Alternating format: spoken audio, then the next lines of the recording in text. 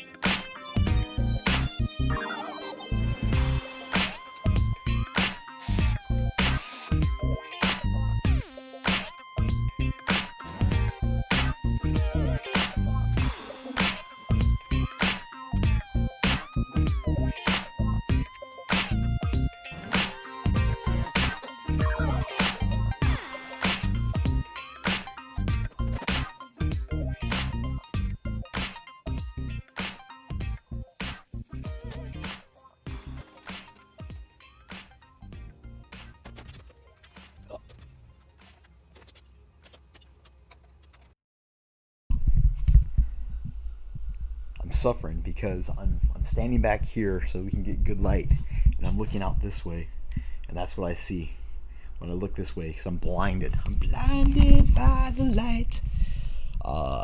Yep, that's all back. We got this all back and hook up. Converter bolts are in. I got new grade 8. I was kind of mismatching these bolts last time. I didn't have any these flange nuts, so I ordered some nice 1-inch long 3/8 by 16 flange bolts, grade 8, which I'm sure came from China, and they're probably not really grade 8, but what are you gonna do? All you can do is order it, right? Yeah, so I guess that starter can bolt up in there now. But yeah, this is all tied up. We got the speedo cable back in, and cross member support, and everything is nice.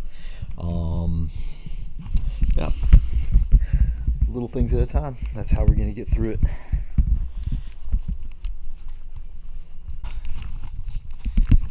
Yeah, you know, it's just like pick a side, start doing some work, pick a top, bottom, left, right, doesn't really matter.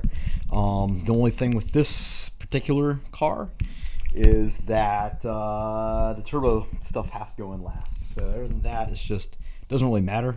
So again, we've already got the bottom end buttoned up. I mean, it's been a pretty successful weekend. We started with you know, zero. The engine was out of the car. There was nothing in it. Everything was out. We had a long block and a chassis. So we are not far now. Block back in. Everything's hooked back up. All the wiring harnesses plugged in.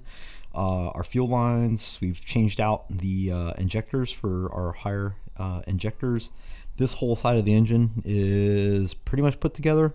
I have to put the air conditioner unit back in, and the grounds and some plumbing stuff, but that's it. The hot side's already on over there, and all the ignition system wiring we're good over there. This side's all hooked back up with as far as the harness is concerned, and power steering, all that good stuff is done. All you gotta do is just hang the turbo. It's kind of a dance. You gotta kind of drape the downpipe in there so you can get it in with the headers up there, but it's kind of a pain in the ass.